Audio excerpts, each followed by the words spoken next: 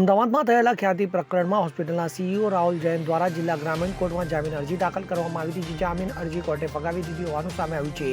આ જામીન અરજીમાં અરજદારે રજૂઆત કરી હતી કે તે આ હોસ્પિટલમાં માત્ર સીઈઓ તરીકે કાર્યરત હતો, જેના લીધે તેની જવાબદારી અમર્યાદિત હોઈ શકે નહીં। પોતે માત્ર સીએ અને સીએસ છે। તે પહેલા બહુ જાણીતી સાલ હોસ્પિટલ સાથે જોડાયેલો હતો, જે બાદમાં વર્ષ 2020થી ખ્યાતિ હોસ્પિટલ સાથે જોડાયો હતો। રાહુલ જૈનને હોસ્પિટલમાં થતા ઓપરેશન, માર્કેટિંગ કે બ્રાન્ડિંગ સાથે કોઈ લેવા દેવા નથી।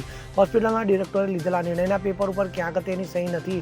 અરજદારના પીએમજેવાય યોજના સંલગ્ન કાર્ય પણ કરતો નહોતો। આ કેસમાં હજી વધુ તપાસ ચાલે છે, ત્યારે આરોપીને અત્યારે જામીન આપી શકાય નહીં, જેથી કોર્ટે અરજદારની જામીન અરજી નકારી નાખી હતી।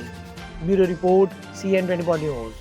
હવે જુઓ દેશ દુનિયાની તમામ ખબરો તમારી આંગળીના ટેરવે।